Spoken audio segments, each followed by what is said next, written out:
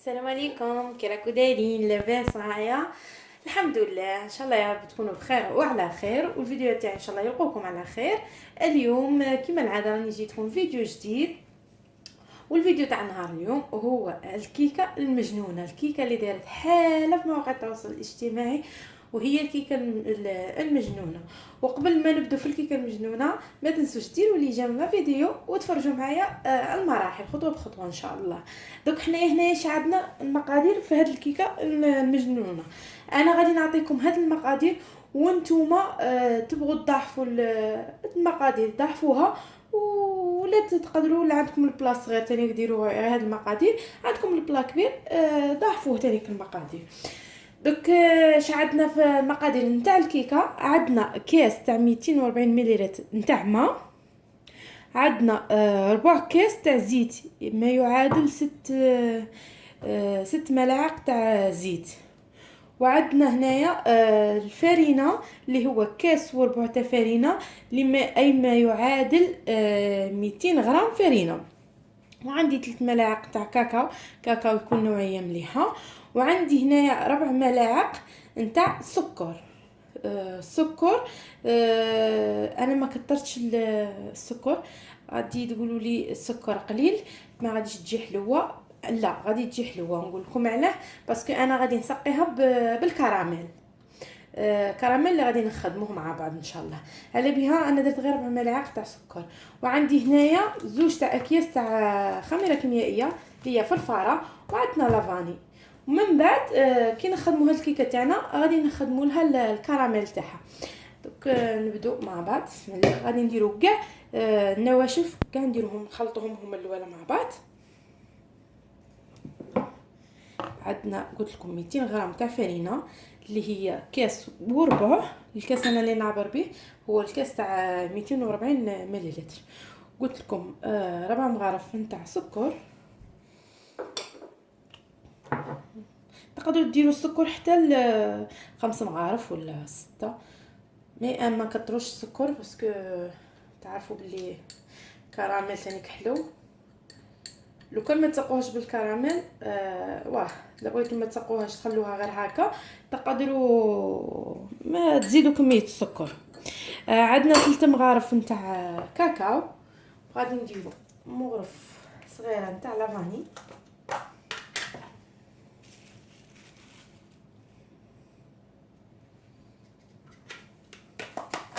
تقدروا تاني تستغنوا على لافاني غير طعم الكاكاو بزاف. وهنايا نديرو زوج تاع الاكياس نتاع خميره الكيميائيه اللي هي الفرفاره.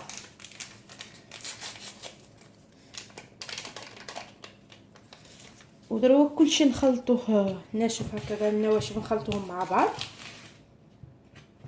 باش ما يبقوناش هذوك الكور، هذوك الحبيبات هذو. نخلطوا كلشي هكا باش نزيدوا عليهم هذوك السوائل.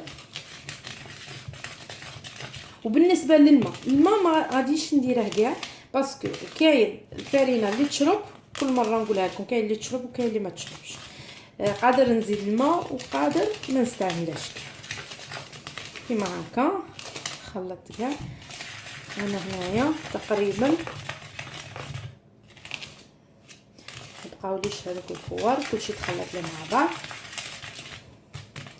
دوك غادي نديرو غير نص الكاس تاع الماء، نخلو منه ربع، ونديرو الزيت اللي قلت لكم 6 ملاعق تاع زيت. الزيت اللي هو ربع نتاع كاس تاع زيت. دوك نخلطوا كلشي مع بعض حتى تحصلوا قهوه تاع بسكوي عادي مسكوتشو. انا الماء نزيد ثمانية. هنا راه عندي الكاس تاع الماء، وهنا كي تبداو تخلطوا نتوما تشوفوا الا خاصكم الماء ولا لا.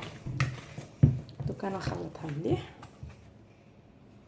وهنا كما راكم تشوفوا راني خلطتها. دوك انا هذاك الكاس تاع الماء هذاك هو، ما زدت عليه ولا قطره تاع ماء، غير هذاك الكاس صاي يكفيني. كما تشوفوا هذا هو القوام تاعها. عادي كيما المسكوتشو، ما تجيش خفيفه بزاف. كيما راكم شفتوا هاد الكيكه ما استعملناش فيها البيض، على بها يقولوا لها الكيكه المجنونه، ما فيهاش كاع البيض، غير بالماء. ما فيها لا بيض لا حليب. دوك انايا غادي نجيب المول تاعي، هذا اللي غادي نديرها فيه. انا غادي نستعمل هذا المول ونديرو الكيكه تاعنا. نكونوا الفرن تاني سخناه من قبل، نديرو غطا بينا. انا غادي نديرها و انا راني جربتها اليوم معاكم ونقول لكم رايي فيها بكل صراحه. قلت لكم راني الفرن درته سخن من قبل. غادي نديرها طيب على 180 درجه. الاولى شالوا عليها غير من تحت، ديروا النار غير من تحت. كي طيب لكم من تحت هذاك شالوه من الفوق. تعرفوا بلي الكاكاو طلقولاش النار من الفوق باسكو سا ينحرق. وزيد بزياده هذه في الساعه غادي طيب، ما تديش الوقت بزاف. هكا كيما راكم تشوفوا. انا غادي ندخلها للفرن الطيب، ومن بعد نوجدوا مع بعض الكراميل. وهنايا باش نوجدوا الكراميل بعد اللي دخلنا الكيكه طيب، دوك هنايا شا عندنا في الكراميل عندنا كاس الا ربع سكر. انايا نقصت بكميه السكر، تقدروا تستعملوا كاس كاع كومبلي تاع سكر. انا غادي ندير كاس الا ربع.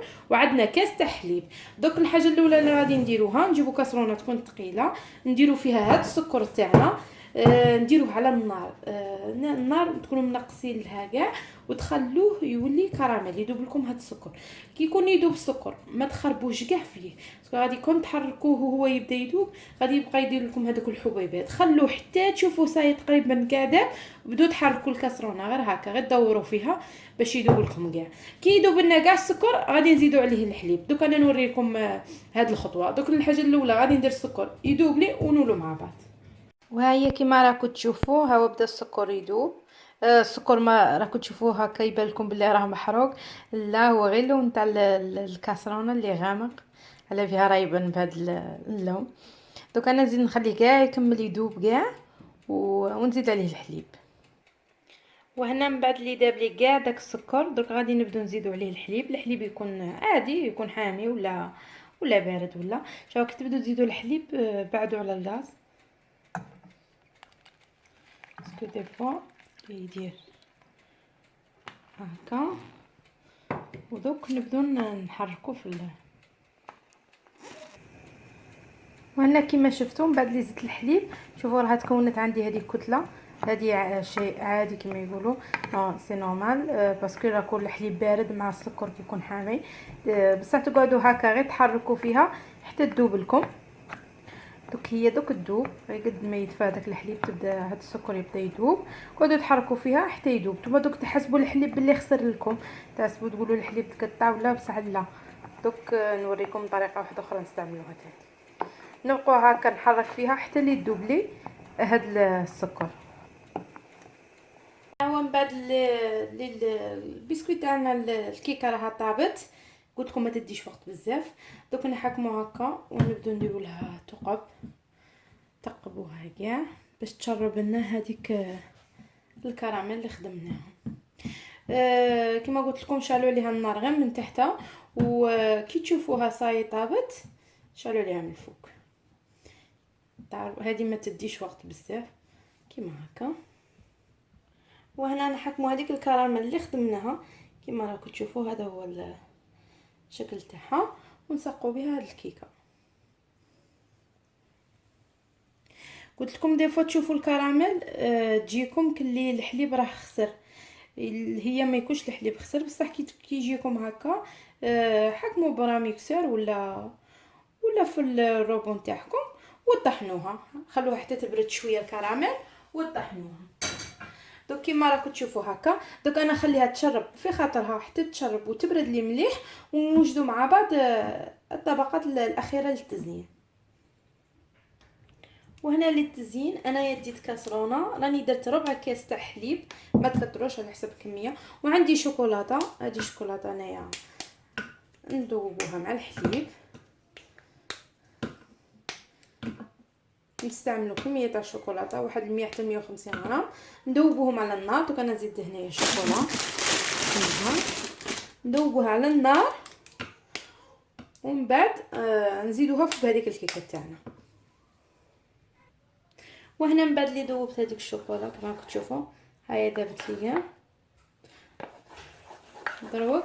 ومن بعد راها الكيكه تاعنا راها شربت لنا. دوك غادي نحكموا هاد الشوكولا ونديروها كطبقه هكا للسطح.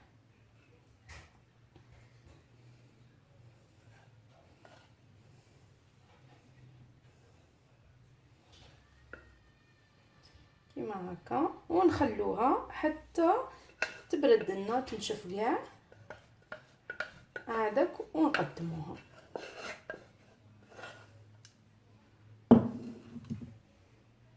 هذا هو الشكل النهائي نتاع الكيكه تاعنا.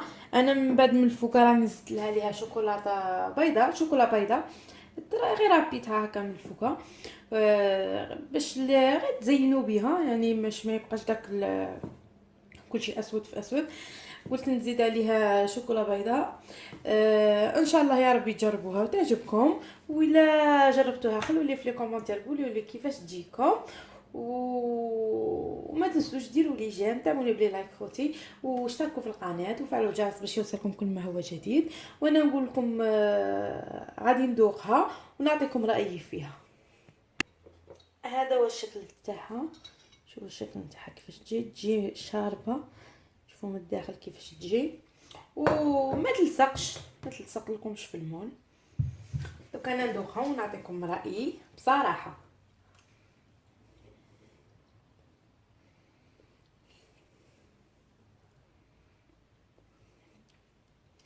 شوفوا جربوها والله العظيم ما تندموا عليها، شابه ما تبانش باللي غير بالماء وما فيهاش البيض، تبان نورمال كيما تجي الطعم تاعها طعم تاع اي بسكويت عادي تستعملوه بالشوكولا وديروا له كراميل، بالكراميل يعطي هذيك الطعم الشباب. جربوها ان شاء الله تعجبكم. وانا بالنسبه ليا عجبتني، راني عطيتكم رايي بكل صراحه، جات شابه عجبتني. جربوها ان شاء الله نتوما تاني تعجبكم، ونقول لكم ان شاء الله نتلاقوا في فيديو جاي، ومع السلامه.